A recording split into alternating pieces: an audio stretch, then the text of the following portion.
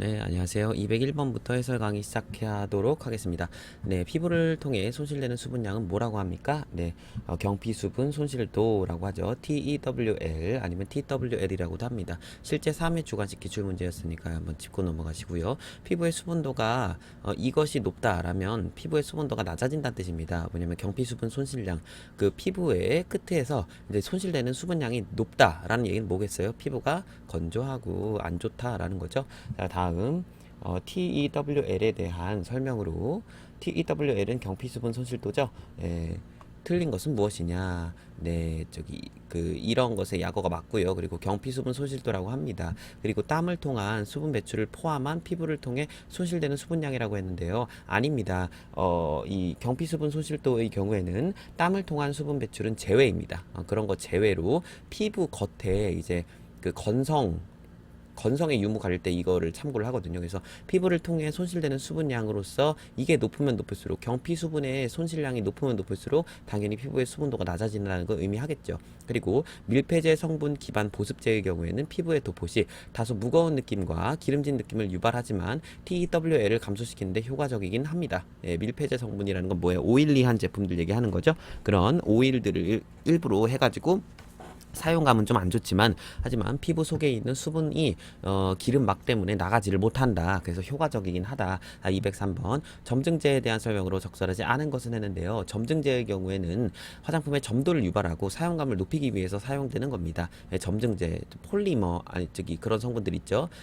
그런 약간 뭐랄까 약간 그 화장품을 일부러 꾸덕하게 만드는 그런 점증제 성분들, 구화검, 아라비아 고무나무검 이런 것들이 있어요. 뭐뭐뭐뭐 검은 보통 천연이고요, 식물 유래예요. 어쩌고저쩌고 검 이런 거. 근데 잔탄검의 경우는 좀 예외예요. 잔탄검은 미생물 유래입니다. 잔탄검, 덱스트란 같은 경우에는 미생물 유래고요. 메틸셀룰로스, 에틸셀룰로스, 메틸셀룰로스 같은 경우에 합성 점증제 성분이다 그랬는데요. 메틸셀룰로스, 에틸셀룰로스, 카르복시, 메틸셀룰로스 같은 경우에는 어쩌고저쩌고 셀룰로스 유도체 이런 경우에는 반합성 점증제 성분입니다. 그래서 반만 합성이에요. 그래서 합성 점증제 아닙니다. 답은 그래서 4번이고요. 그리고 5번의 경우 이제 주로 수용성 고분자 물질 제품의 사용감과 안정성 향상을 위해 사용이 됩니다. 이런 성분들은 점증제 성분들은 수용성이에요. 그렇기 때문에 물에 풀면 찐득찐득한 그런 것이 됩니다.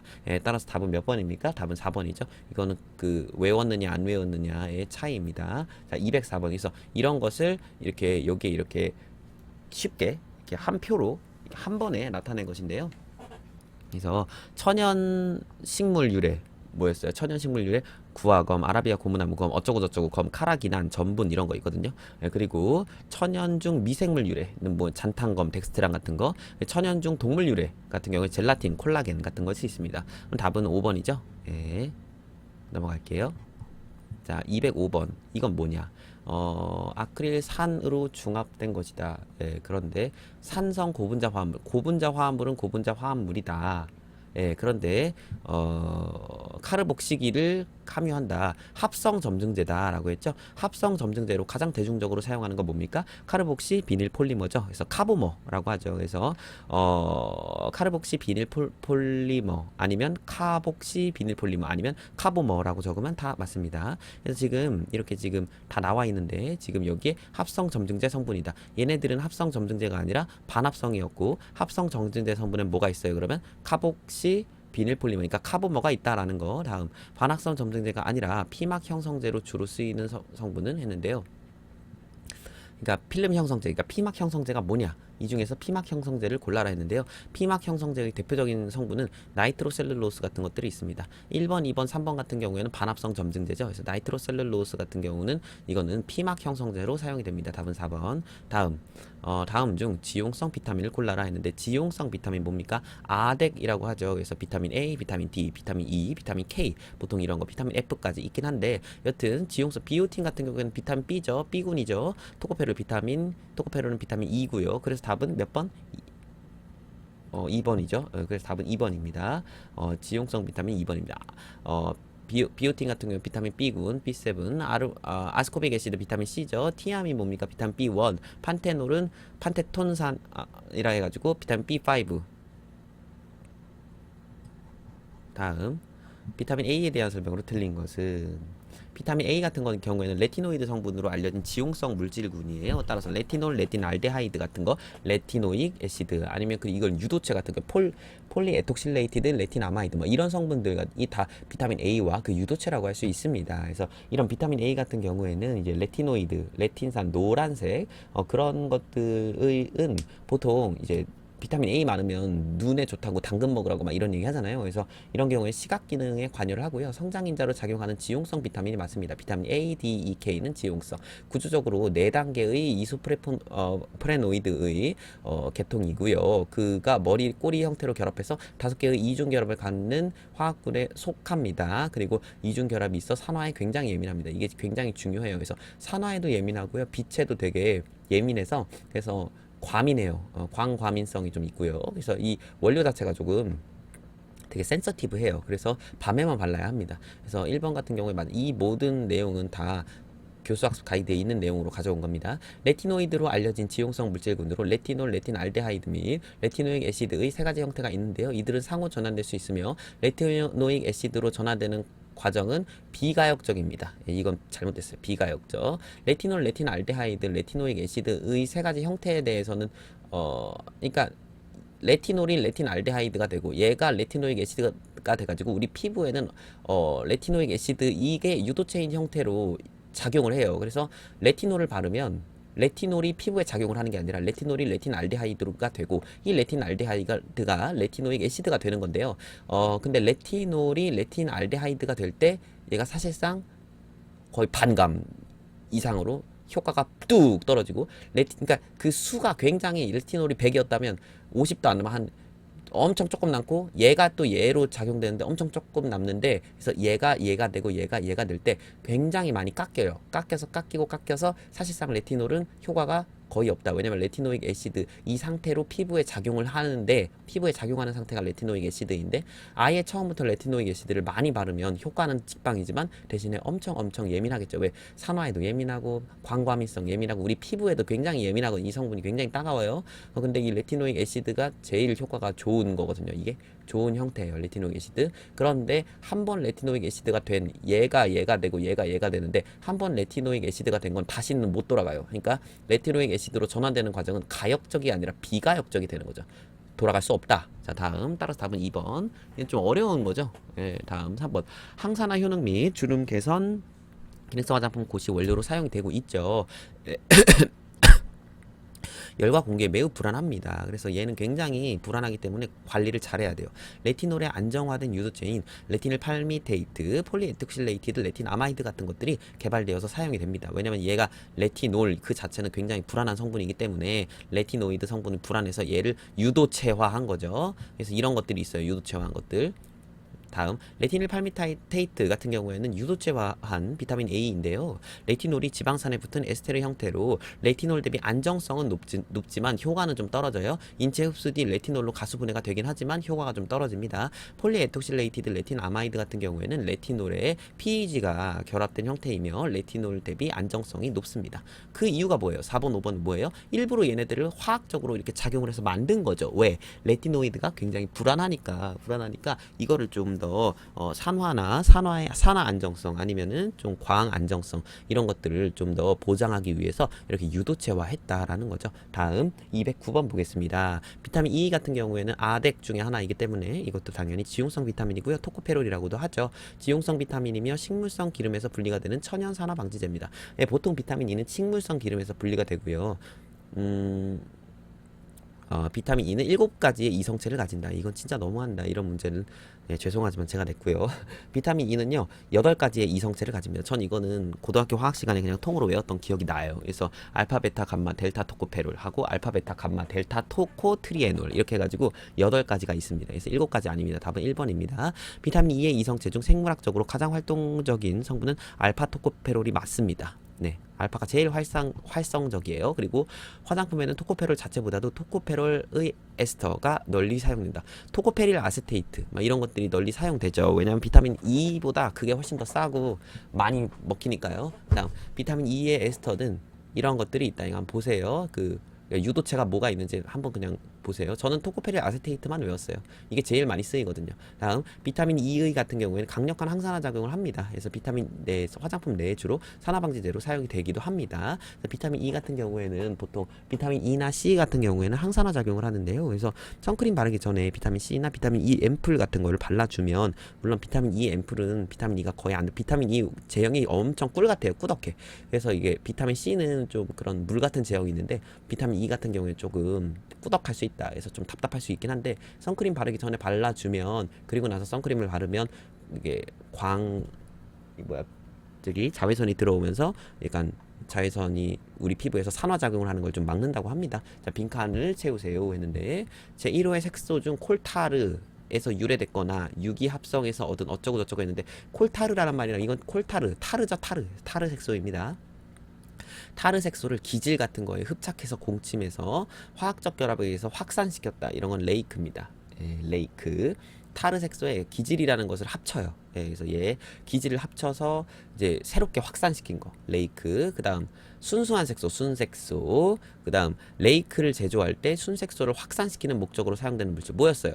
타르 색소에 뭐를 흡착해? 기질. 그럼 이건 기질이겠죠? 타르 색소 더하기, 그러니까 어쨌든 색소 더하기 기질은 뭐다? 레이크다 라는 거죠. 다음 이런 것들이 있다라는 거 한번 보시고, 색소를 용이하게 하기 위해서 혼합되는 성분이고요. 알코올 같은 것이 있다. 이건 희석제입니다. 그냥 희석제. 희석제. 알코올 같이 이제 희석하는 거. 다음 중 무기안료 중 착색안료에 대한 설명을 고르세요 했는데요. 착색안료라고 하면 이제 색깔을 내는 거죠. 그래서 어디 보자. 착색안료에 대한 설명을 고르시오 했는데, 착색안료 같은 경우에는 색상을 부여하여 색조를 조정해주는 역할을 하는 안료이다. 색이 선명하지는 않으나 빛과 열에 강하여 변색이 잘 되지 않는 특성이 있다. 그래서 무기안료 중에 착색안료는, 그러니까 무기안료잖아요. 그래서 무기안료는 그냥 돌가루 이렇게 생각하시면 되거든요. 그러니까 천연에서 얻어지는 것들. 근데 그런 것들은 약간 그 색깔이 조금 막 선명하지는 않아요. 그래서 보통 선명한 색소들은 다 타르 색소거든요. 그러니까 유기, 화학 그런 색소들, 그런 건데, 이제 무기안료의 착색안료는 이제 색이 선명하진 않지만 빛하고 열에 강해요. 왜냐면 돌가루니까요. 돌이 빛하고 열에 깎입니까? 아니죠. 그래서 변색이 잘 되지 않는 특성이 있습니다. 색상을 부여해서 색조를 조정해주는 역할을 하는 안료 맞고요. 그래서 답은 1번입니다. 212번 보겠습니다. 보기는 화장품의 색소, 괄호 안에 들어가는 게 뭐냐. 이거 아까 전에 했던 거네요. 타르 색소죠. 그리고 레이크라 하면 타르 색소를 기질에 흡착시킨 것이다. 그래서 답은 타르 색소랑 레이크가 있죠. 다음 213번 볼게요. 이거 옳은 것을 골라라 했는데요. 색소라 함은 피부에 영향을 주는 색소는 화장품이나 피부에 색을 띠게 하는 것을 주로 목적으로 하는 거니까 기억 틀렸고, 니은 볼게요. 타르 색소는 콜타르, 맞네요. 그런데 여기 뭐가 문제냐면 유기합성이라고 써있는 무기합성. 무기합성이란 말은 없어요. 유기합성입니다. 그래서 니은 틀렸고, 순색소는 맞네요. 다음 리을. 레이크도 아까 전에 말한 거 맞죠? 그리고 미음. 기질이라 함은 레이크 제조 시 타르 색소를 확산시키는 목적으로, 원래 레이크 법에 나온 기질의 정의는 뭐냐면 레이크 제조 시 타르 색소를 확산시키는 목적으로 나오는 건 아니고요. 뭐라고 나와 있냐면 이거는 그냥 순색소를 확산시키는 목적, 그러니까 목적 자체는 순색소를 확산시키는 목적으로 되어 있는 게 기질입니다. 그래서 이거 순색소로 바꿔주시고요. 비읍은 맞습니다. 아까 전에 봤던 거죠. 그래서 답은 3번입니다. 다음 착색안료에는 산화철 성분이 있다. 그래서 산화철 성분은 세 가지 색이 있다. 세 가지 색은 무엇인가? 그쵸. 아까 전에 말했던 무기안료 중에 착색안료는 세 가지 성분이 있는데요. 산화철 성분이 있는데 뭡니까? 적색, 흑색, 황색, 이 세 가지 산화철 성분이 있죠.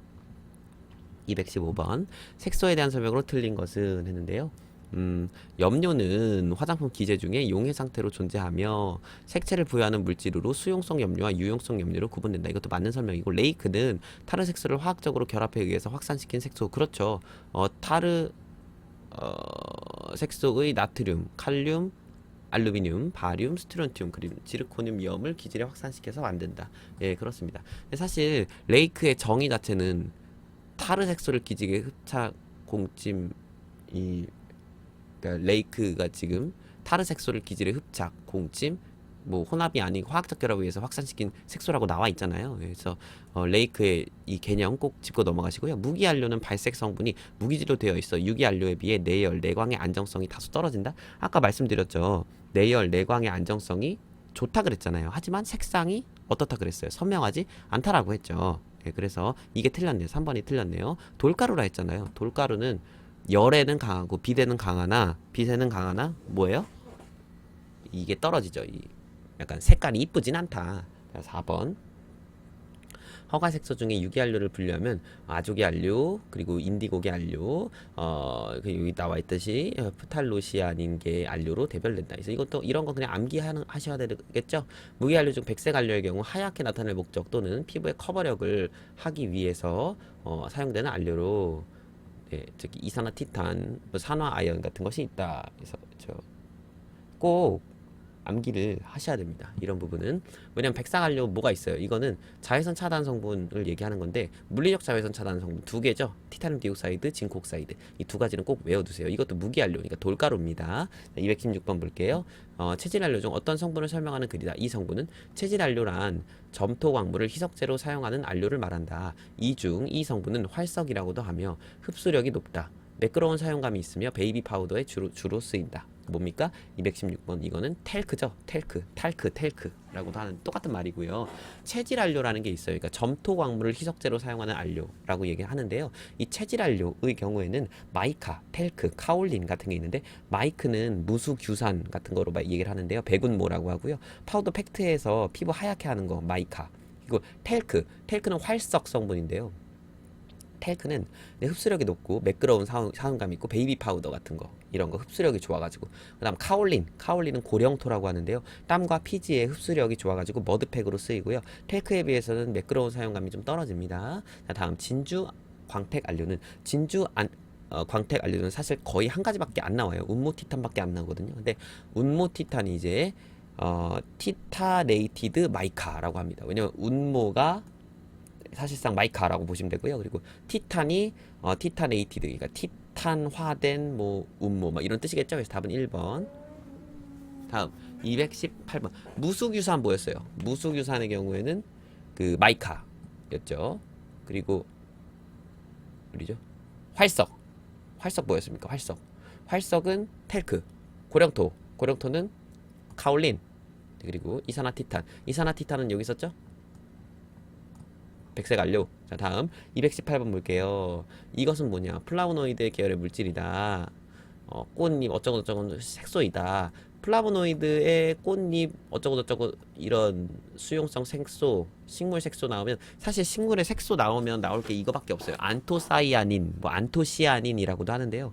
안토시아닌 같은 경우에는 진짜 저기 색소로도 많이 나오고 화장품에도 들어간다고 해요. 그래서 안토시아닌 같은 경우에 좀 알아두시면 좋을 것 같아요. 식물 색소라고 생각하시면 되고 플라보노이드 계통. 자, 219쪽 9번. 다음 중 이상적인 보존제의 조건과는 거리가 먼 설명은 했는데 적절한 높은 온도 내에서 다양한 균에 대한 효과를 나타낼 것 했는데 그 이상적인 보존제의 조건 보시면 뭐라고 나와 있냐면 낮은 농도에서 다양한 균에 대한 효과를 나타낼 것이라고 나와요. 그래서 답은 1번이 틀렸습니다. 나머지는 다 맞습니다. 그래서 보존제의 그 교수학습 가이드엔 그 목록이 나와 있어요. 이상적인 보존제의 조건. 나머지는 읽어보세요. 이런 거 그냥 암기하시는 수밖에 없어요. 자외선 차단제 성분의 최대 함량을 적으세요. 220번은 여러분들이 스스로 외우시는 수밖에 없습니다. 이거 몇 %인지. 하지만 이거 제가 맞춤형 화장품 제 카페에 이거 쉽게 외우는 방법 했거든요. 예를 들면 드로메트리졸의 경우 1%, 벤조페논 다시 8의 경우 3%, 막 이런 식으로 쉽게 외우는 각 퍼센트가 뭔지 쉽게 외우는 방법을 실어놨으니까 꼭 암기 비법 보시고요. 221번 볼게요. 물리적 자외선 차단제 성분 두 가지 뭐였어요? 징크 옥사이드랑 티타늄 디옥사이드. 아까 말씀드렸죠. 여기 저기 어딨어? 여기 있나? 백색 안료 어딨죠? 여기 백색 안료 성분들이 바로 물리적 자외선 차단 성분이라고 했죠. 다음 볼게요. 222번. 이것도 미백 고시 성분들의 고시 함량 같은 경우에는 외우셔야죠. 유용성 감소 추출물 0.05%, 알파 비사보롤 0.5%, 당나무 추출물 당나무 추출물 2%죠. 그쵸? 닭, 나, 무 추출물 2%, 알부틴의 경우 2에서 5%, 에칠, 에스코빌, 에텔 이건 1에서 2%, 아스코빌 글루코사이드 2%, 아스코빌 테트라이소팔미테이트의 경우 2%, 마그네슘 아스코빌 포스페이트 3%, 나야시나마이드 2에서 5%. 이거는 매일매일 보시고 외우셔야 돼요. 이런 문제 많이 나옵니다. 자, 223번 보겠습니다. 티로시나아제의 활성을 억제하는 기전으로 미백에 도움을 주는 성분은 했는데 이건 답은 유용성 감초 추출물이죠. 이거 미백 고시 성분에 세 가지 유형이 있어요. 그 중에 첫 번째는 티로시나아제의 활성을 억제하는 거, 그리고 두 번째로 티로신의 산화를 억제하는 거, 그러니까 산화 억제하는 경우. 비타민 C가 항산화제라고 했죠. 그래서 비타민 C 유도체들은 다 산화 억제라고 보시면 돼요. 그러니까 티로신의 산화 억제. 그러면 비타민 C는 아스코빌이란 말이 들어가잖아요. 아스코빌, 에칠, 에스코빌, 에텔, 아스코빌, 마그네슘, 아스코빌. 그래서 이 네 개의 경우에는 산화를 방지, 티로신의 산화를 억제하는 성분들이고요. 그리고 멜라닌의 이동 자체를 억제시키는 게 나이아시나마이드입니다. 근데 여기서 티로시나아제의 활성을 억제한다 그랬으니까 유용성 감초 추출물, 알파 비사보롤, 당나무 추출물, 알부틴이겠죠. 전 UR 다갈 이렇게 외웠어요. UR 다갈. 이 표를 외울 때 UR 다갈 이렇게 외웠어요. 그래서 이거는 티로시나아제 활성 억제하는 거. 이 네 개는 뭐예요? 산화 방지, 그러니까 산화 억제. 그리고 나이아시나마이드의 경우에는 멜라닌의 이동을 억제한다. 그래서 답은 몇 번? 이거는 5번이겠네요. 그쵸? UR 다갈이니까. 다음 224번. 멜라닌의 이동 억제하는 거 뭐였어요? 나이아시나마이드였죠? 다음 225번 같은 문제는 실제로 기출문제인데요. 이런 식으로 시험 문제 나왔으니까 통으로 외우시기를 바랍니다. 산소에 대해서 안정성, 산화 안정성이고요. 온도 변화, 온도 안정성, 아니면 열 안정성, 똑같은 말이고요. 다양한 광 조건, 뭐겠어요? 광 안정성, 아니면 빛 안정성. 다음 미생물 증식으로부터 방지, 미생물 안정성이고요. 그리고 안정적인 화장품 성분 공급이 가능한 상태. 이거는 별도의 다른 안정성인데 공급 안정성이라고 하고요. 다양한 물리화학적 조건에서 화장품 성분의 변색, 변취, 상태 변화 및 지표 성분의 함량 변화를 통해 화장품 성분의 변화 정도를 평가하는 건 뭐라고 하냐면 이거는 성분 안정성 평가라고 한다. 그리고 이거는 원료에 함유된 화학적으로 규명된 성분 중에 품질 관리 목적으로 정한 성분이 있어요. 이런 건 지표 성분이라고 합니다. 그래서 지표가 되는 성분. 그래서 이 성분이 좀 이상하면 품질이 이상한 거야. 이런 식으로 지표가 되는 성분들이 있습니다. 이거가 어떤 식으로 시험 문제 나왔냐면 다음 중 틀린 용어는 해서 1번 산화 안전성, 2번 성분 안전성 평가 막 이런 식으로 진짜 치사하게 나왔어요. 안전성 똑바로 외우세요. 자, 226번 보겠습니다. 보기에서 설명하는 화장품과 관련된 유효성은 알부틴을 활용한 미백 기능성 화장품의 경우에는 답은 생물학적 유효성이죠. 유효성의 종류가 여러 가지가 있는데요. 물리적 유효성은 뭐냐면 물리적 자외선 차단 기능을 하는 거, 그런 게 물리적 유효성. 예를 들면 티타늄 디옥사이드, 징크 옥사이드 쓴 거. 화학적 유효성은 뭐냐면 자외선 차단제의 화학적인 성분을 이용해서 자외선을 차단하는 거. 생물학적 유효성은 미백이나 주름 개선 같은 성분들 생물학적 유효성. 그리고 미적 유효성인데 미적 유효성은 뭐냐면 화장품, 파데, 파운데이션 같은 거, 메이크업. 그리고 심리적 유효성은 뭐냐면 향기 나가지고 이제 심리적으로 유효한 거. 다음 227번. 그래서 이런 것과 같이 하면 227번 뭐예요? 향이 나왔어요. 향으로 인해서 내가 좀 심리적으로 안정됐어. 답은 5번. 자, 228번 볼게요. 마취 화장품 조제관리사 A씨는 보습 에센스를 조제하였다. 이 보습 에센스의 향료를 0.2% 배합하였는데 보기는 그 향료의 조성 목록이다. 했네요. 그러면 이 조성 목록의 향료가 0.2%라고 합니다. 이거 제가 계산하는 방법 제가 그 유튜브에 아주 쉽게 올려놨거든요. 그래서 그거를 꼭 참고하시고요. 그래서 그거대로 계산해 볼게요. 향료가 0.2%인데 에탄올이 10%야. 그죠? 0.2%인데 10%면 0.1 곱해야 되겠죠? 왜냐면 100분의 10이니까. 자, 이거 이렇게 10% 그러면은 0.02가 있네요. 이 중에 10%. 전체 0.02%라는 거고 얘도 0.02%, 얘는 그렇게 계산하면 0.01%, 얘도 0.01%, 얘는 0.002%, 얘는 0.0002%쯤 되겠네요. 그죠?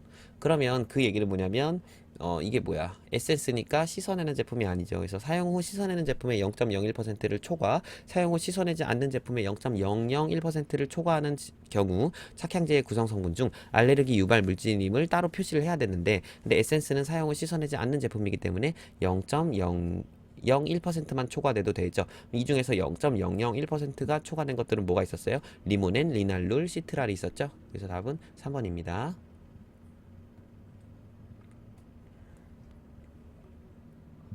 다음으로 넘어갈게요. 다음 중 신나말 계열로서 화장품 사용 시 주의사항 및 알레르기 유발 성분 표시에 의해서 알레르기 유발 성분으로 지정되지 않은 것은 답은 3번이죠. 브로모 신나말 같은 경우에는 알레르기 유발 물질로 지정되지 않았습니다. 알레르기 유발 물질로 지정된 신나말 계열은 아밀 신나말, 신나밀 알코올, 아밀 신나밀 알코올, 신나말, 핵실 신나말이 있습니다. 이거 그냥 통으로 외우는 밖에 없어요. 그 29개인가요? 그 알레르기 유발 성분? 그거 통으로 외우셔야 합니다. 230번 볼게요. 모노테르펜 계열의 착향 성분이 아닌 것은 그랬는데요. 답은 5번입니다. 쿠마린입니다. 일단 시트러스 계열의 향료는 보통 모노테르펜인데요. 리모넨, 리날룰, 제나리올, 시트랄 같은 것들이 있죠. 쿠마린은 테르펜 계열의 세스키테르펜 중에 하나입니다. 그래서 참고로 그 제라니올 같은 경우에는 전구체 물질이 시트랄입니다. 그래서 시트랄을 환원시키면 제라니올이 됩니다. 그래서 정답은 여튼 5번입니다. 이런 문제 나오면 그냥 여기서 보고 그냥 넘어가세요. 자, 231번 볼게요. 허브 식물의 잎이나 꽃을 수증기 증류법으로 증류하면 물일과 함께 휘발성 오일 성분이 증류되어 나오는데요. 이러한 오일 성분은 주로 모노테르펜 계열의 혼합물로서 고유의 향기를 지닙니다. 여기서만 그냥 한번 보고 넘어가실게요. 모노테르펜이라는 용어만 한번 여기서 짚고 넘어가실게요. 이런 문제가 객관식에서 한번 출제가 된 적이 있어가지고. 자, 232번 볼게요. 이거 뭐였죠? 아까 전에 말했죠. 씻어내는 제품은 0.01%, 씻어내지 않는 건 0.001. 그래서 0.01, 0.001. 다음, 이것은 무엇이냐? 화학물질의 고유 번호는 뭐냐면요. 카스 등록 번호라고 합니다. 카스 번호라고 쓰시면 돼요. 그래서 CAS, 카스 등록 번호. 네, 이게 그 미국 어디죠? 미국 화학회인가? 예, 미국 화학회에서 그 논문의 요지를 게재하는 초록지에서 발행하면서 물질에 부여를 한다고 해요. 그래서 모든 성분에는 다 이렇게 화학 넘버가 이렇게 부여가 됩니다. 이런 넘버를 뭐라고 하냐면 이거 카스 등록 번호라고 합니다. 자, 234번 볼게요. 바디워시 사용 후 씻어낸 거 0.01. 바디워시를 250g 조제했다고 해요. 근데 이 바디워시 향료를 0.7% 배합을 했는데 그 중에서 이런 목록이 있다고 합니다. 자, 그럼 보면은 250 중에 0.7% 배합했는데 그 중에서 이만큼이 들어있다고 하죠. 그럼 0.7% 배합했다는 건 필요가 없죠. 왜냐면 전체 중에 이만큼이 g이니까 이만큼이 들어갔다고 하니까 250분의 1 곱하기 100 하면 되는 거죠. 250분의 1 250분의 1은 1 나누기 250 곱하기 100 하면 0.4%. 이런 식으로 계산해 보세요. 그러면 다음 알파 아이소 메틸 아이오논 같은 경우에는 뭡니까? 어디 보자. 0.05 나누기 250 곱하기 100 하면 0.02%. 무슨 말인지 아시겠죠? 전체의 퍼센트를 다 이렇게 계산을 하셔야 돼요. 0.4%, 0.02%, 0.004%, 0.014%, 0.012%, 0.2%, 0.0112%, 0.04% 이렇게 나옵니다. 그러면 계산하시면 이런 계산도 하실 수 있어야 돼요. 그럼 이 중에서 알레르기 유발 물질로 따로 기재해야 되는 건 뭐냐라는 문제겠네, 그죠? 일단 이 표를 참고하면 여기를 보면 0.01%를 초과한 건 에탄올, 알파 아이소 메틸 아이오논, 그리고 또 메틸 아이오논, 클로로 신나말, 시트랄, 다이에틸 아미노 메틸 쿠마린, 파네솔, 에틸리날롤 같은 게 있는데 이 중에서 알레르기 유발 물질로 지정된 건 알파 아이소 메틸 아이오논과 시트랄 파네솔이 있죠. 그래서 이런 것들이 있습니다. 그래서 여러분들이 보실 때 이런 것도 다 암기를 통으로 하고 계시고 계산까지 잘 하셔야 된다. 따라서 답은 3번인가요? 네, 넘어갈게요. 235번. 다음 중 전성분의 함량까지 적어야 하는 경우가 아닌 것은 했는데요. 전성분의 함량까지 적어야 하는 경우가 일단 영유아 및 어린이 사용 화장품에 그 보존제의 함량이 보존제가 들어갔을 때 그 함량을 적어야 되고요. 천연 화장품 및 유기농 화장품의 원료 함량 할 때도 적어야 합니다. 그리고 성분명을 제품명의 일부로 사용한 경우에도 적어야 해요. 예를 들면 뭐 티트리 뭐 티트리 오일 로션 이런 게 있었으면 그 제품엔 티트리 오일이 얼마나 들었는지 해야 되고, 그리고 인체 세포 조직 배양액이 들어 있는 경우 그 함량을 적어야 합니다. 그래서 답은 5번입니다. 이거는 기능성 화장품을 하는 성분의 함량을 적으라는 말은 없어요. 그래서 5번. 나머지는 다 함량까지 적어야 합니다. 자, 236번. 이거 전성분 표기법의 빈칸을 채워라. 전성분 표기법 글자 크기는 5포인트 이상으로 합니다. 그리고 제조에 사용되는 함량이 많은 것부터 표시하는데 1% 이하로 사용되는 성분이나 착향제, 착색제 같은 경우에 순서 상관없고요. 그리고 혼합 원료의 경우 혼합된 개별 성분의 명칭을 기재 표시합니다. 이러한 제품류는 호수별로 착색제가 다르게 사용한 경우 플러스 마이너스 혹은 플러스 마이너스 뭐 여튼 그런 식으로 써야 됩니다. 그리고 착향제는 향료로 일괄적으로 할 수 있는데 사용 후 씻어내는 제품에 0.01, 안 씻어내는 거 0.001 퍼센트 초과하는 경우에 해당 성분의 명칭을 기재해야 되죠. 그리고 산성도 조절 목적으로 사용되는 성분은 그 성분을 표시하는 대신에 중화 반응에 따른 생성물로 기재 표시할 수 있고, 비누화 반응을 거치는 성분은 비누화 반응에 따른 생성물로 표시할 수 있고요. 영업자가 정당한 이익을 현저히 침해할 우려가 있을 때에는 영업자는 식품의약품안전처장에게 그 근거자료를 제출해야 되고, 식약처장이 정당한 이익을 침해할 우려가 있다고 인정한 경우에 그 성분을 기타 성분으로 기재 표시할 수 있습니다. 이거 괄호친 건 다 시험 문제 나오는 거니까 보세요. 다음 문제. 제조 과정 중에서 제거돼서 최종 제품에 남아있지 않은 건 기재 표시 생략 가능. 안정화, 보종제 등 원료 자체에 들어있는 부수 성분이라고 하죠. 부수 성분으로서 그 효과가 나타나게 하는 양보다 적은 양이 들어있는 성분은 기재 표시를 생략할 수 있고요. 내용량이 10mm 초과 50mm 이하 또는 중량이 10, 50 그런 화장품 포장의 경우에는 이런 걸 제외한 전성분이 이런 건 꼭 들어가야 하지만 나머지는 전성분 생략 가능. 뭐가 들어가야 되냐면 타르색소, 금박, 인산염의 종류, 샴푸 린스에 들어있는 인산염의 종류, 과일산, 그리고 그 효능 효과, 기능성 화장품과 효능 효과는 세트예요. 그리고 식약처장이 뭐예요? 식약처장이 사용 한도를 고시한 거. 그래서 이거 타인과 식사 금기 뭐 이렇게 외우더라고요. 238쪽 8번 볼게요. 다음 중 위에서 평가가 불필요한 경우는 했는데 답은 4번이에요. 위험에 대한 충분한 정보가 부족한 경우엔 위해 평가를 할 필요가 없어요. 그러니까 이게 위험하지 않다. 근데 위험하지 않다는 증거는 엄청 많은데 이 성분은 위험하지 않다고 했는데, 근데 어떤 일각에서 위험할 수도 있는 거 아니야? 그냥 증거 없이 위험할 수도 있는 거 아니야? 이렇게 얘기했다고 다 하지 않아요. 위해 평가할 때 수억 듭니다. 돈 엄청 많이 들어요. 그래서 위험에 대한 충분한 정보가 부족한 경우에는 위해 평가하지 않아요. 대신에 이제 위험에 대해서 이거 너무 위험한 것 같다라는 뭐 사람이 죽었다든가 여러 가지 증거들이 있겠죠. 그런 뭐 가습기 이런 살균제 같은 사건들 같은 경우에도 사람이 여러 이제 좀 죽기도 하고 되게 피해를 받잖아요. 그래서 그러한 위험에 대한 뭔가 정보나 이게 증거나 아니면 사건 이런 게 일어났을 때 위해 평가를 하여야 하는 거지. 위험에 대한 정보가 부족한 뭐 아무도 피해 입은 사람이 없고 막 위험하다는 그런 것도 없는데 위해 평가를 그냥 할 수는 없다라는 거죠.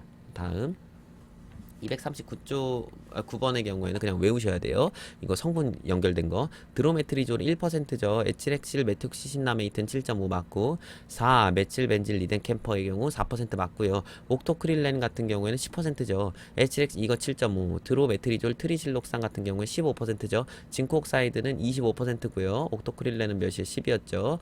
옥토크릴렌 10이고 답은 5번이네. 그죠? 다음 240번. 빈칸 안에 들어있는 말 써라. 근데 보면 이거 용어를 알고 있냐 이런 건데요. 로션제, 액제, 크림제 및 침정 마스크, 이거는 뭐냐면 제형이죠. 제형. 그리고 이거는 제품의 피부 미백에 도움을 줍니다. 이거 뭐예요? 제품의 효능 효과. 그리고 이건 얼마나 발라야 하나, 그런 효과를 하기 위해서는 얼마나 발라야 되냐. 이건 뭐냐면 용법 용량. 제형, 효능 효과, 용법 용량, 이 단어는 세트로 꼭 외워두세요. 별표입니다. 다음 241번 볼게요. 이것도 아까 전에 했던 거죠. 당나무 추출물은 2%, 마그네슘, 아스코빌 포스페이트는 3%, 알부틴은 6%는 없어요. 알부틴은 2에서 5%, 에틸 아스코빌 에텔은 에틸 아스코빌 에텔은 1에서 2%, 유효성 감초 추출물은 0.05%, 아스코빌 글루코사이드는 2%였죠. 나이아시나마이드 2에서 5%, 아스코빌 테트라이소 팔미테이트는 2%. 답은 4번. 알파비사브롤 몇이었어요? 그렇죠. 알파비사브롤 같은 경우에는 0.5%, 당나무 추출물은 2%, 4%는 없어요. 네, 답은 4번이죠. 다음. 피부주름 개선 도움을 주는 제형이 아닌 것은? 네, 이 중에서 뭐냐면 자로 제출이 생략되는 기능성 화장품의 종류에 거기 뭐라고 나오냐면 로, 액, 크, 침이라고 나와요. 그래서 로, 액, 크, 침 이 네 개가 그냥 세트라고 생각하셔도 돼요. 답은 5번입니다. 이건 진짜 그런 걸 통으로 외우지 않는 이상 틀릴 수 있는 243번 전성분표를 보고 주름 개선 기능성 고시 원료가 배합된 화장품을 골라라 그랬는데요. 주름 개선 기능성 고시 원료는 네 가지가 있어요. 레티놀, 레티닐 팔미테이트, 아데노신, 폴리에톡실레이티드, 레티나마이드. 이 네 개 중에 하나 들어가면 정답이에요. 답은 몇 번인가? 여기 2번이네, 그죠? 아데노신 있다, 아데노신. 답은 2번입니다. 다음 244번 볼게요. 모발의 색상을 변화시키는 기능을 가진 제품의 성분과 그 함량이 적절하지 않은 것은 했는데요. 이건 진짜 통으로 외우시거나 아니면 틀리거나 하는 문제인데 너무 어렵죠. 이거 그냥 다 외우셔야 되는 이건 뭐냐면 연모제의 성분과 그 한도 퍼센트가 들어있는 건데요. 사실 답은 이거는 3번이고요. 염산 하이드록시 프로필비스 이것 같은 경우에는 0.4%입니다. 답은 3번이에요. 이건 못 외우면 틀리는 문제. 이건 제가 설명을 해드릴 게 없어요. 다음 이건 뭐지? 채모 제거. 그러니까 치오글라이콜릭 애시드 얘기하는 거죠. 그게 들어간 거. 그래서 치오글라이콜릭 애시드가 들어간 그런 거에 대한 설명인데 이거 실제로 기출 문제예요. 그래서 이 치오글라이콜릭 애시드의 효능 효과가 뭐냐? 채모의 제거죠. 사용 전 제거할 채모를 제거할 부위. 그래서 여기 괄호 안에 들어갈 건 뭐냐면 채모 제거 아니면 제모 둘 중 하나 상관없어요. 246번. 다음 중 기능성 화장품이 어쩌고 저쩌고 해서 채모 제거를 기능까지 제품에 대한 거 설명으로 옳지 않은 것은 이거 자료 제출이 생략되려면 채모 제거는 뭐냐면 로에크하고 에어로졸제예요. 이거는 로에크 에어로졸제. 그래서 1번 맞고요. 그러니까 자료 제출이 생략되려면 그러니까 이런 제형이 아니어도 겔제여도 만들 수는 있는데 화장품을 판매할 수는 있는데 자료 제출이 생략이 안 된다 이거거든요. 네, 그렇게 생각하시면 되세요. 이것만 만들 수 있다 이런 뜻은 아닙니다. 다음 2번 246번 용법 용량에 따르면 이 제품은 도포 후 5에서 10분간 그대로 두었다가 일부분을 손가락으로 문질러 보아 털이 쉽게 제거되면 젖은 수건으로 닦아내거나 비눗물로 씻어내야 된다 그랬는데 뭐라고 나와 있냐면 젖은 수건으로 닦아내거나 물로 씻어낸다 라고 나와 있어요. 그래서 비눗물이 아니라 물로 씻어내야 합니다. 그래서 답은 2번이 틀렸어요. 3번 용법 용량에 따르면 면도할 부위에 짧고 거친 털을 완전히 제거하기 위해서는 한 번 이상 사용하는 것이 좋긴 한데 다다다닥 붙여서 하면 안 되고 수일 간격으로. 그래서 해당 고시에 명시된 채모 제거 기능의 성분은 하나밖에 없으면 치오글라이콜릭 애시드의 산 80%이며 그 함량은 치오글리콜산으로 3에서 4.5%다. 맞습니다. 해당 제품의 pH 범위는 7 이상 12.7 미만이어야 합니다. 맞습니다. 이런 것도 다 외우셔요. 이게 그러니까 자료 제출이 생략되는 경우를 말을 하는 거예요. 247번은 여드름성 피부 완화하는 성분명 뭡니까? 살리실릭 애시드 함량은 0.5%. 이건 그냥 그대로 외우셔야 되는 거고. 248번 미백 기능성의 전성분 표시다라고 했는데요. 병풀 추출물의 함유 범위는 했는데요. 병풀 추출물 어디 있습니까? 여기 있네요. 앞에 알부틴 있네요. 알부틴 몇 퍼센트입니까? 네, 알부틴의 경우에는 2에서 5%인데 그리고 벤질 알코올 몇 퍼센트입니까? 벤질 알코올 1%죠? 그럼 최대 함량을 사용했다고 문제에서 나와 있죠. 지금 모든 걸 최대로 사용되었다고 하니까 그러면 얘가 1%, 얘가 5%니까 1에서 5% 사이겠네. 답은 4번이겠네. 그죠? 이런 문제 나옵니다, 여러분. 249번도 볼게요. 어디 보자. 뭐가 궁금한가? 스쿠알란 어디 있나? 여기 있네요. 스쿠알란 여기 있는데요. 일단 여기서 저기 그 사용 제한 원료가 있나 보세요. 이미다졸리 디닐 우레아 같은 경우에는 보존제 성분으로 0.6%의 사용 한도가 있고요. 아데노신 같은 경우에는 사용 한도는 아니지만 0.04%가 있죠. 근데 어쨌든 이게 뭐 최대 한도로 제조했다고 하니까 그럼 0.04에서 0.64일까요? 아니죠. 예. 그런데 지금 원래는 0.04에서 0.6 사이가 되면 안 돼요. 왜냐면 1% 미만인 것들은 다 뭐예요? 1% 이하인 것들은 다 뭐예요? 다 순서에 상관없이 그 용량에 상관없이 막 배열할 수 있기 때문에. 그런데 여기 뭐라고 나와 있냐면 보기의 전 성분은 예외 없이 모든 성분을 그 배합률이 높은 순서대로 기입을 했다고 하니까 모든 선수 거를 다 그러니까 1% 이하의 것들도 다 그렇게 했다고 하니까 답은 그래서 4번이 될 수 있는 겁니다. 원래는 아니에요. 왜냐면 1% 이하인 것들은 다 똑같으니까. 자, 250번. 소듐 하이알루로네이트, 그러니까 이거 히알루론산이 몇 퍼센트 들어있냐. 여기 보면 부틸 메톡 CD 벤조 일메탄 같은 경우에도 이거는 5%의 한도가 있고요. 그리고 페녹시 에탄올이 뒤에 나오네요. 페녹시 에탄올은 1%의 한도가 있죠. 따라서 1에서 5% 사이로 쓰였네요.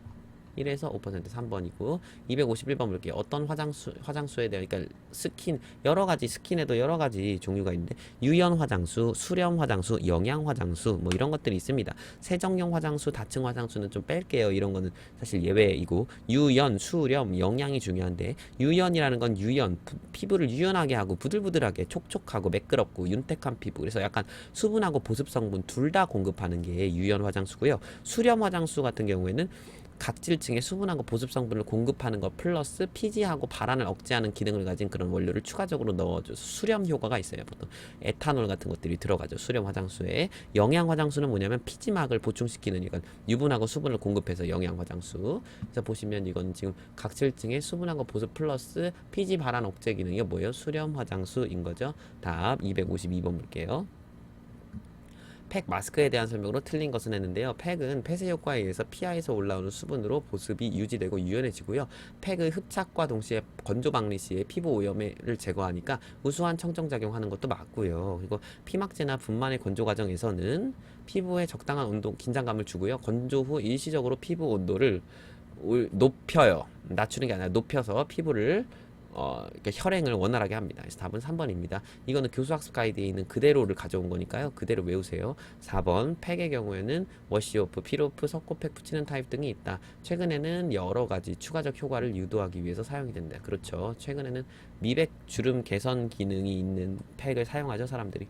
다음 크림은 피부에 어쩌고 저쩌고 저쩌고 다중유화를 얘기하는 건가? 아니네. 이게 에멀전으로 유화법이 있다. 수성 성분이 내상인 친유성 크림은 했네요. 수성 성분이 내상이다 그랬죠. 외상은 밖에 있는 상이죠. 밖에 있는 게 기름이고 수성이 아니다라는 거네요. 밖에 있는 게 기름이고 수성 안에 들어간 게 내상이다. 외상 내상 그죠? 그래서 밖에 외상이 기름이고 밖에 오고 분모가 오고 분자가 뭐다? W다. 답은 2번이네. 그죠? 이게 분모고 이게 분자입니다.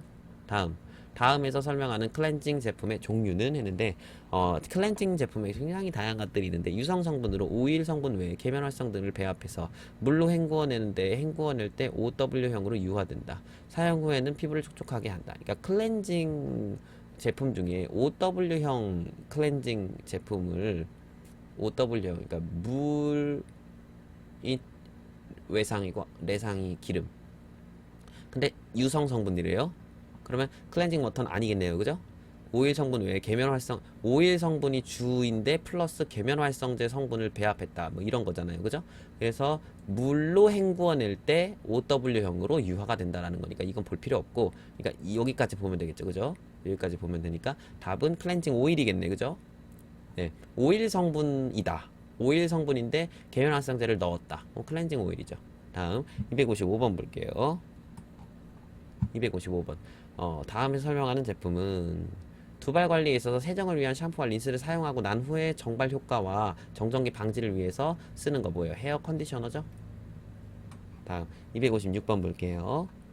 다음 중 틀린 설명은 샴푸는 두발과 두피에 부착된 오염물을 씻어내고 비듬이나 가려움 등을 막고 샴푸의 기능을 위해 계면활성제, 컨디셔닝제, 어쩌고저쩌고 같은 것들이 사용되며 사용된 원료의 주된 기능에 따라 오일 샴푸, 비듬 관리 샴푸, 컬러 샴푸, 컨디셔닝 샴푸, 드라이 샴푸 등으로 구분할 수 있고요. 대부분 린스는 크림상으로 양이온성 계면활성제, 친유성 고급 알코올, 그렇죠. 이런 것들을 해가지고 머리카락을 부들부들하게 한다 그랬잖아요. 린스는 양극으로 대전된 두발 표면에 린스의 주성분인 양이온성 계면활성제의 양극과 흡착되어 두발의 마찰 계수를 낮추어 두발의 정전기 방지 및 빗질을 한다. 말이 좀 이상하죠? 예. 양극으로 대전된 두발 표면에 린스의 주성분인 양이온성 계면활성 양극과 흡착, 양극하고 양극이 흡착이 되나요? 안 되죠. 그러니까 음극으로 대전된 두발 표면에 양극을 흡착해서 마찰 계수를 낮추는 거죠. 그래서 이 양을 음으로 바꿔주세요. 5번 두발 케라틴 단백질 간의 공유 결합인 이황화 결합을 환원제로 끊어준 다음 원하는 두발 모양의 틀을 이용해서 고정하고 산화제로 재결합해서 두발의 웨이브를 만드는 거. 퍼머넌트 웨이브 젤을 이런 원리입니다. 다음 257번. 이게 뭐야? CGMP 4대 기준서가 뭐냐라는 거죠. 제조 위생관리 기준서, 제품 표준서, 품질 관리 기준서, 제조 관리 기준서. 이 네 가지는 꼭 외워야 되겠죠. CGMP 4대 문서가 뭐냐? 그럼 이렇게 빠바바박 나와야 돼요. 그래서 답은 제조 위생관리 기준서와 제조 관리 기준서입니다. 다음 258번 보겠습니다. 보기에 괄호 안에 들어갈 알맞은 기준서는 무엇이냐 했는데요. 이건 제품 표준서입니다. 네. 이런 것들이 나오는 건 제품 표준서. 이런 거는 화장품 법령 백과사전 강의에서 제가 다 말해드렸죠. 다음 259번. 그래서 거기서 백과사전에서 했던 거를 잘 생각하면서 제품 표준서에 포함되어야 하는 상황을 모두 골라라 했는데요. 제품과 관련된 백과사전이라고 했죠. 제품 표준서는. 그래서 효능 효과, 수율 관리 기준 이런 거 있어야 되고, 그리고 이런 원자재 이런 것 기준 및 시험 방법, 그리고 제조 지시서 이런 거 있어야 되겠죠. 답은 1번입니다. 예, 이거 각 문서에 뭐가 나와야 되는지 이런 거 꼭 암기를 해두시기를 바랄게요. 그래서 이 제품 표준서에 포함되어야 하는 내용 이런 것도 충분히 시험 문제 나올 수 있어요. 다음 260번. 이거 제품 표준서의 번호 아까 전에 말했죠. 제품 표준서 안에 제조 지시서 나온다고 했잖아요. 제품 표준서와 제조 지시서는 이렇게 세트라고 생각하시면 되세요. 그래서 이건 제조 지시서입니다. 그래서 제소를 이렇게 제조하세요. 그래서 제조 지시서. 다음 261번. 기억에 포함되는 건 이게 제조 지시서의 내용이래요. 맨 위에 뭐가 있어요? 그 제품 표준서 안에 제조 지시서가 있으니까 그 맨 위에는 제품 표준서 세트니까 제품 표준서에 번호가 있어야 돼요. 그리고 제조 단위를 알고 있어야 되겠죠. 그래서 제조 단위당 실사 용량 이런 것도 알아야 되고. 다음 262번. 괄호 안에 들어가는 건 무엇이냐? 제품 표준서에 포함되어야 되는 내용인데 제품 표준서에 기능성 화장품의 경우 효능 효과 세트라고 했었죠. 그리고 공정별 이론 생산량 및 수율 관리 기준. 그래서 얼마나 원래 10kg 만들기로 했는데 이렇게 저렇게 하면 원래 사실 10kg가 아니라 9점 몇 킬로 이렇게 막 어디 안에 붙고 국자 안에 붙고 막 이러잖아요. 사실 그 옆에 탱크 안에 붙고 이래가지고 수율을 어떻게 관리할 것인가. 그래서 공정별 이론 생산량 같은 건 수율과 세트입니다. 세트 단어예요. 263번 볼게요. 제조 지시서에 포함되어야 하는 사항을 모두 골라라 했는데 이것도 아까 전에 했으니까 답은 2번입니다. 니은 디귿 미음 시옷 있습니다. 다음 264번 볼게요. 제조 관리 기준서에 포함되어야 하는 사항이 아닌 것은 했는데 제조 관리 기준서는 뭐냐면 우리 공장에서 이렇게 제조를 하니까 그 각 화장품에 대한 백과사전 제품 표준서였다면 이거는 우리는 제조 관리를 한 화장품이 아니라 우리 공장은 이러이러한 설비들이 있고 이런 제조 공정 관리를 위해서 우리가 이렇게 노력한다 이런 문서라고 했었잖아요. 그래서 이런 각 문서에 대한 설명은 백과사전 강의 듣고 오시면 됩니다. 그래서 여기에 포함되어야 하는 상황이 아닌 것을 했는데요. 이 제조 시설의 세척 이런 거는요 다 제조 위생관리 기준서에 따로 있습니다. 따라서 답은 5번. 다음 265번 보겠습니다. 괄호 안에 들어갈 기준서를 써라 했는데 이런 거 뭐라 했어요? 이런 거는 제조 공정 관리에 대한 내용이 있고 막 이런 것들이 있네. 그죠? 이런 건 제조 관리 기준서입니다. 제조 관리 기준서. 266번.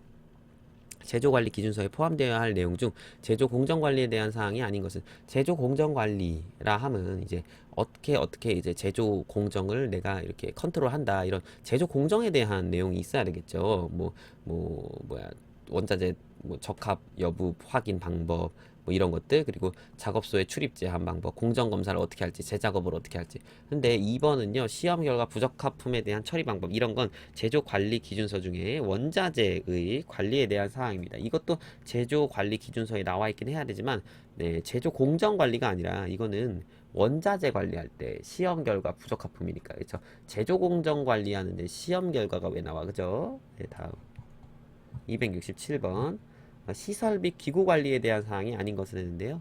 네, 답은 2번입니다. 니은, 리을, 비읍입니다. 나머지는 다 시설 및 기구 관리에 대한 사항입니다. 이거 한번 읽어보시면 아마 아실 거예요. 268번 볼게요.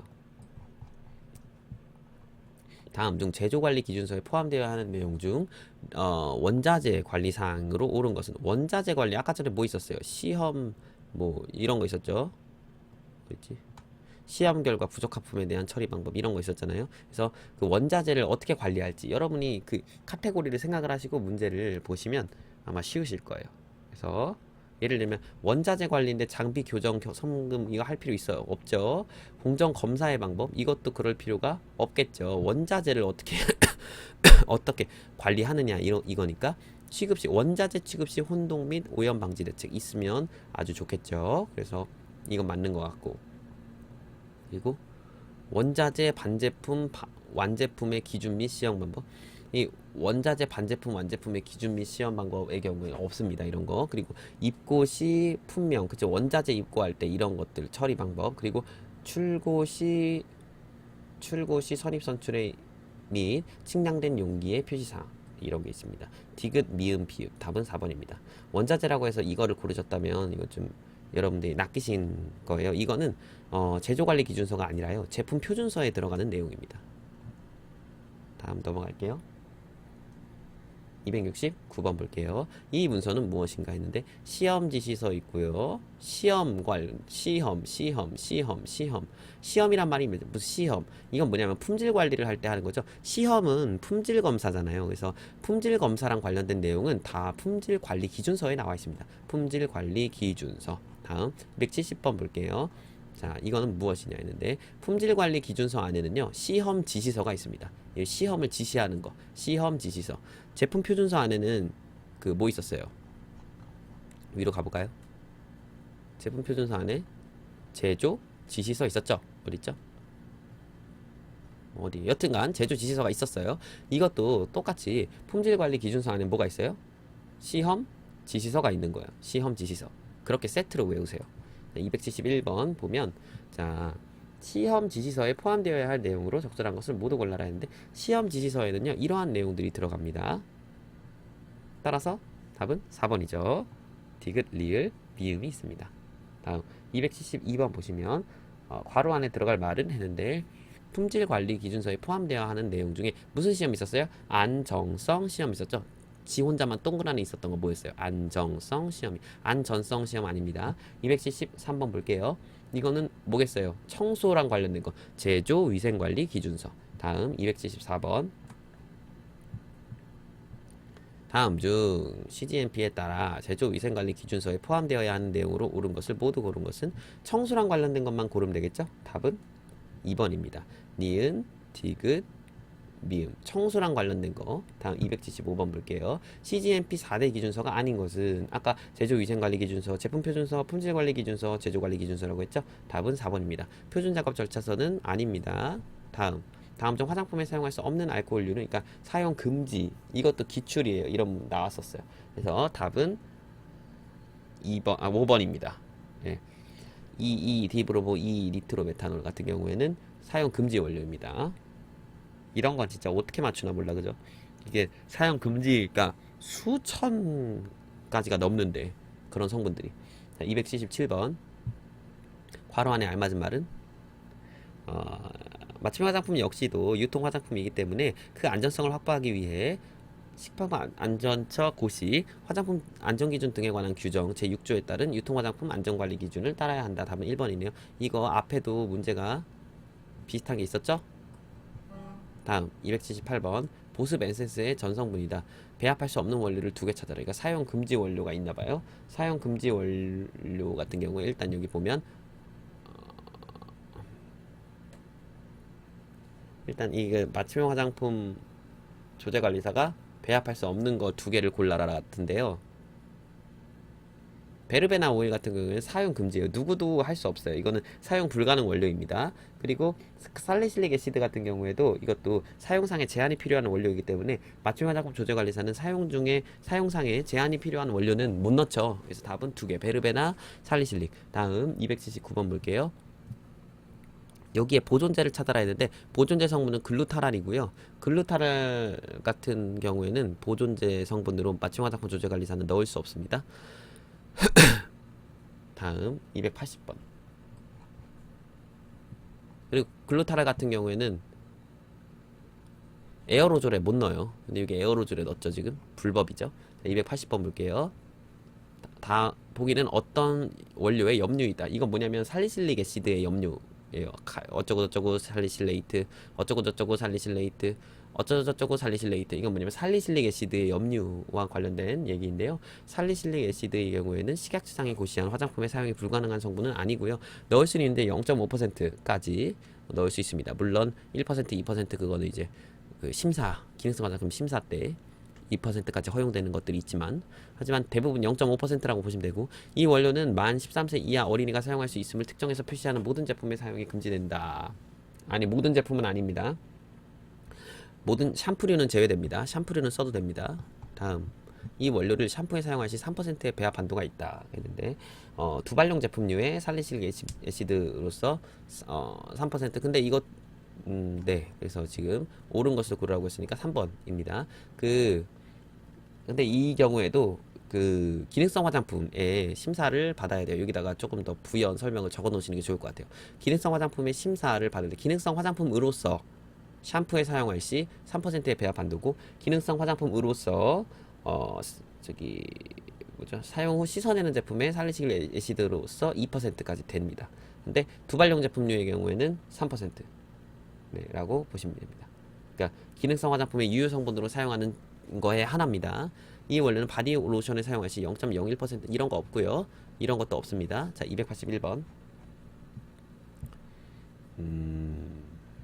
옳게 짝지어진 것은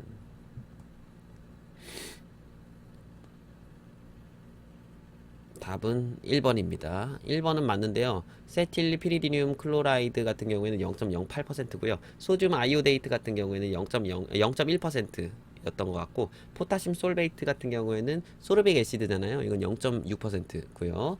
알킬 이소퀴놀 리늄 브로마이드 같은 경우에는 0.05%. 예. 제가 물론 저도 이거를 뭐 강의하기 전에 또 공부하고 하도 보고 하니까 머릿속으로 기억이 남는 거지만 저도 공부를 계속 안 하면 못 외웠을 거예요. 다음 1번이고요. 계속 보고 책만 들고 하니까 좀 눈에 익는 것들은 있는데 여튼 자 282번 이 성분은 뭐냐 뭐 이런 건가? 이 원료는 씻어내는 제품에 이거 뭐겠어요? 씻어내는 제품에 이거 뭐야 이게 뭔지를 봐야겠네. 자 만 13세 이하 어린이가 사용할 수 있음을 특정하는 것은 사용이 금지인데 하나, 둘, 세 개는 제외다. 이건 뭐예요? 아이오도 프로피닐 부틸 카바메이트 그러니까 IPBC 그 성분이죠. 그래서 IPBC 같은 경우에 사용 후 씻어내는 제품에 0.02 씻어내지 않는 건 0.01 그러니까 여기 0.02가 들어가야 되고 그리고 이게 그 데오도란트 같은 경우에 0.0075% 그리고 목욕용 샤워젤 샴푸 목샤샥 같은 경우에는 사용이 가능하다라고 했었죠. 그래서 이것만 보면 힌트만 보면 여러분들이 맞출 수 있어야 되는 문제입니다. 아이오도 프로피릴 부틸카바메이트 같은 경우에는 중요한 성분이니까 꼭 알아두세요. 283번 볼게요. 보존제로 사용할 수 있는 화장품은 이거 아까 전에 말했던 아이오도 프로피릴 그 부틸카바메이트잖아요. 이게 보존제로 사용할 수 있는 화장품이 무엇이냐? 답은 아이섀도우입니다. 왜냐면 IPBC 같은 경우에는 에어로졸에 못 사용하고 입술에 사용하는 거 못 사용해요. 그래서 얘 안 되고 얘도 안 되고 바디로션 바디크림에도 못 써요. 얘도 안 되고 아이섀도우는 괜찮아요. 근데 어린이용으로 광고하는 에센스 얘도 안 돼요. 어린이 만 13세 이하가 사용할 수 있는 건 안 됩니다. 답은 아이섀도우 4번입니다. 4번엔 쓸 수 있어요. 284번 볼게요. 팩을 만들었다고 하네요. 어, 하이드롤라이즈드 인삼 사포닌의 성분이 몇 퍼센트냐 볼게요. 페녹시에탄올 1%. 이 이하로는 다 1% 이하로 쓰인 거죠. 하이드롤라이즈드 인삼 사포닌 같은 경우에는 1% 이하겠네요. 예, 답은 5번. 정확히 몇 퍼센트다는 알 수 없어요. 자, 285번 볼게요. 보기 1은 어떤 마스크팩의 상품의 전성분이고, 보기 2는 보기 1에 대한 분석이다. 다음 중 보기 2에서 옳은 것만을 모두 고른 것은 오케이. 이 제품은 시중에 유통 판매할 수 없다. 볼게요. 리도카인 이거 뭐예요? 리도카인, 리도카노 뭐 크림 이렇게 해가지고 리도카인 같은 경우에는 이거 마취 성분이기 때문에 사용 금지 원료에서 유통 판매될 수 없습니다. 기억 맞고요. 이 제품 전 성분 중 맞춤형 화장품 조제관리사가 제조할 수 없는 성분은 조제로 바꿔주세요. 맞춤 화장품 조제관리사는 제조하는 게 아니죠? 조제로 바꿔주세요. 볼게요. 조제할 수 없는 성분은 네 가지이다. 볼까요? 리도카인 있고요. 페녹시에탄올 있고요. 포타슘 솔베이트 있고요. 이거 리도카인, 포타슘 솔베이트 있고요.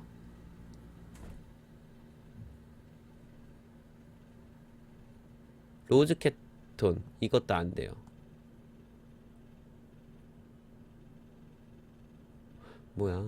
페녹시에탄올이 없는데? 이 또 문제가 좀 잘못된 것 같은데요. 이거를 제가 마지막에 하다가 뺐나 보네. 죄송합니다.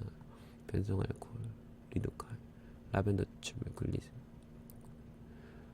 이런 문제들이 급하게 된다고 또 이런 문제들이 많네.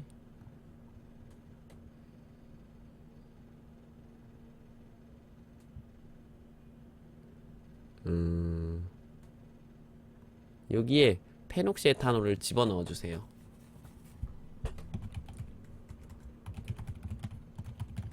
페녹시에탄올을 리도카인 그 뒤에다가 넣어주세요. 그렇게 하면 리도카인이 있고 페녹시에탄올이 있고 포타슘 솔베이트 있고 로즈케톤이 있으니까 네 가지여서 답은 원래 1번이었는데 이거 편집하다가 빠진 것 같아요. 죄송합니다. 정말 죄송합니다. 아 참.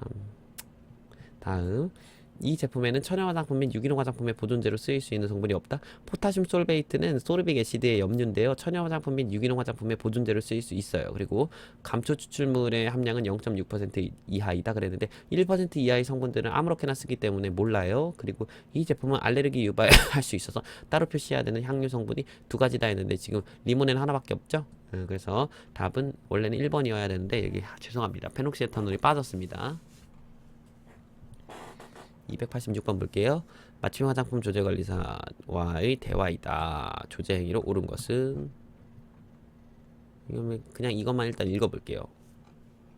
나이아시나마이드 성분이 배합되어 있는 맞춤 화장품용 내용물 베이스에 글리세린과 벤조일 퍼옥사이드를 배합한다. 벤조일 퍼옥사이드 같은 경우에는 의약품 성분이기 때문에 화장품에 사용이 불가한 원료입니다. 당락물 추출물을 어쩌고저쩌고에 토코페롤을 배합하고 뭐 했는데 근데 토코페롤은 사용상의 제한이 필요한 원료이기 때문에 맞춤 화장품 조제관리사가 배합할 수 없고요. 사용기한이 긴 제품을 원하셨으니 최종 제품에 페닐 파라벤 같은 경우에는 혼합을 할 수 없습니다. 보존제는 못 넣습니다. 그리고 페닐 파라벤 같은 경우에는 아예 모두가 사용 불가 원료입니다.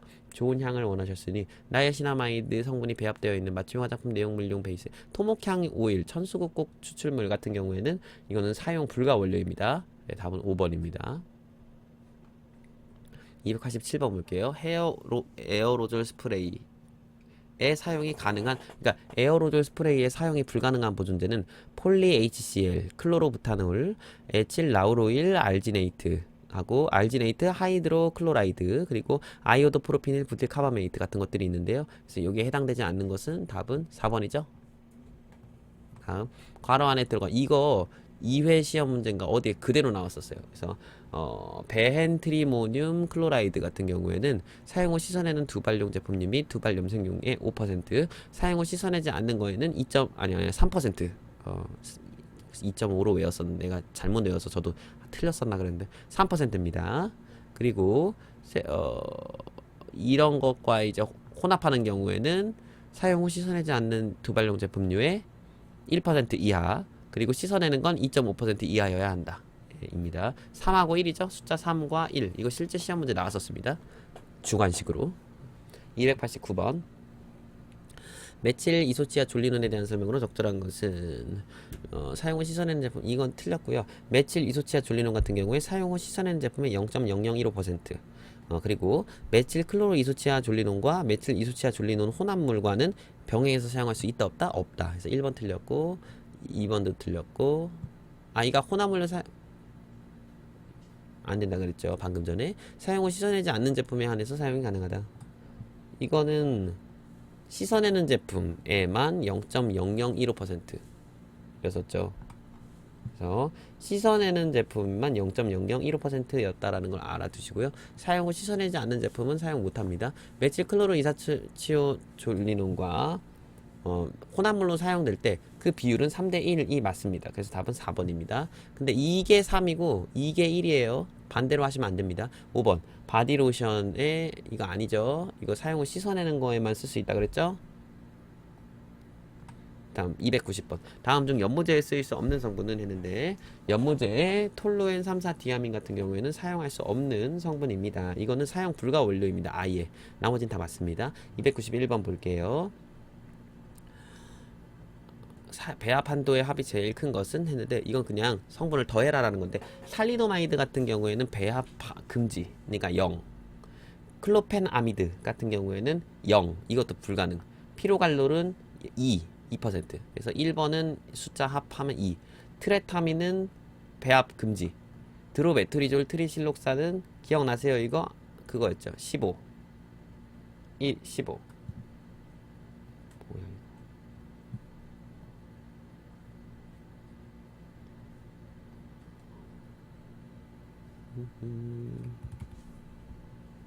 넘어갈게요. 피리딘 2올1 옥사이드 같은 경우 0.5. 여기 지금 뭐 하나 빠졌네. 아이 참. 드로메트리졸 트리실록산 다음에 어떤 말이 들어가냐면 폴리 HCl을 넣어주세요. 폴리 HCl이라는 말을 넣어주세요.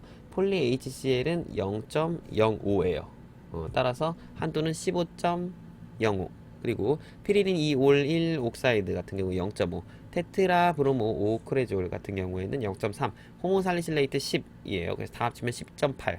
과붕산 나트륨 일수화물 같은 경우에는 연모제의 15%, 12%, 몰식 자산 4%, 소듐 나이트라이트 0.2. 그래서 다 합치면 16.2. RH 올리고펩타이드 다시 1은 0.001. 이거 상피세포 재생인자죠. 그리고 에탄올 붕산 라우릴 황산 나트륨은 혼합물은 12%. 그리고 풍나무 발삼 오일 및 추출물은 0.6%. 12.6 어쩌고 01 뭐 이렇게 되겠네. 퍼센트겠네. 답은 몇 번이에요? 답은 4번인 거죠. 16.2니까 제일 큰 거 고르라고 했으니까 4번. 292번. 못하는 건 했는데, 소합 향나무 발삼 오일 및 추출물은 사용상 제한이 있는 원료인데요. 사용상 제한이 있으면 못한다 그랬죠? 맞춤 화장품 조제관리사가 조제할 수 없습니다. 293번. 징크피리치오는 이거 뭐예요? 사용상의 제한이 필요한 원료인데 몇 퍼센트까지? 0.5%까지. 그런데 이제 기능성 화장품엔 1%까지 가능하다. 1%. 자, 294번. 예, 만수국고 추출물에 대한 설명으로 적절한 것은 1번입니다. 알파 테르티에닐, 그러니까 테르피온의 펜 함량은 0.35% 이하여야 합니다. 만수국고 추출물도 외워두세요, 여러분. 다음 295번 볼게요. 가능한 경우가 있나 했는데, 우레아는 사용상의 제한이 있기 때문에 맞춤형 화장품 조제관리사 못 넣어요. 1번 틀렸고요. 그리고 징크피리치온도 제한이 있는 거기 때문에 맞춤 화장품 조제관리사가 못 넣고요. 방부제, 근데 화장품 제조업자는 방부제를 넣을 수 있죠. 근데 피클로로 M크로졸의 경우에는 0.04%가 그건데 0.05%를 넣었으니까 3번도 불법이고, 5번도 비타민 E를 맞춤 화장품 조제관리사가 넣었다 그랬으니까 안 돼. 이것도 사용상의 제한이 있는 거 20%까지. 그래서 5번도 안 되는데 4번 됩니다. 이 트리클로산의 경우에는 사용 후 시선에는 인체 세정용 제품류, 데오드런트, 페이스 파우더, 피부 결점을 감추기 위해서 국소적으로 사용되는 파운데이션, 그러니까 컨실러 같은 경우에 0.3%까지만 넣으면 되는데 0.25% 넣었으니까 괜찮습니다. 답은 4번. 296번 볼게요. 치유 글라이콜릭 애시드에 대한 설명으로 적절한 것은 치유 글라이콜릭 애시드 및 이것은요. 그 배합 한도는 퍼머넌트 웨이브에서는 11% 처음에는 그런데 이제 발열 이옥식 퍼머넌트 웨이브형 제품의 경우 치오 글라이콜릭 애시드로서 19%에 해당하는 양이에요. 여기는 11, 여기는 19. 그리고 제모할 때 5%, 연모할 때 1%, 시선에는 두발용 제품류의 2%입니다. 11, 19, 1입니다. 297번 볼게요. 기억과 어디 보존제 성분, 이 화장품에 이제 들어간 보존제 성분이 뭐냐? 메칠 파라벤과 부틸 파라벤이 있죠. 그래서 메칠, 부틸, 파라벤이 있다. 따로따로 쓰시고요. 근데 이거는 피하이드록시 벤조익 애시드를 얘기하는 거죠. 파라벤은 다른 말로 피하이드록시 벤조익 애시드, 그러니까 파라하이드록시 벤조익 애시드라고 하는데요. 단인 성분인 경우 0.4%, 혼합 사용의 경우 0.8%까지 넣을 수 있습니다. 그래서 혼합하여 사용했죠. 얘는 부틸하고 메칠이 합쳐졌으니까 따라서 산으로서 0.8%. 다음 이온염으로서 나머지와 다른 성질을 가진 것은 했는데 298번 볼게요. 이온염으로서 지금 소듐, 포타슘, 칼슘, 마그네슘, 암모늄하고 에탄올, 아민 같은 건 양이온염이고요. 클로라이드, 브로마이드, 설페이트, 아세테이트 같은 건 음이온염입니다. 따라서 3번 설페이트는 뭐라 그랬어요? 설페이트는 그 자체로 음이온염이고 나머지는 다 양이온염이죠. 다음 299번 볼게요. 괄호 안에 들어갈 건 뭐냐? 착향제는 향유로 표시할 수 있으나 착향제 구성 성분 중 300번 사용 후 씻어내지 않는 바디로션 250g 제품에 리모넨이 0.05g 포함되어 있다. 이 제품에 리모넨을 따로 기재하여야 하는가? 그 뭐예요? 0.05 나누기 250 곱하기 100 하면 0.02죠. 0.02%는 0.001%를 초과했으니까 표시 대상이죠. 따라서 답은 예. 네, 오늘은 300번까지 하겠습니다. 수고하셨습니다.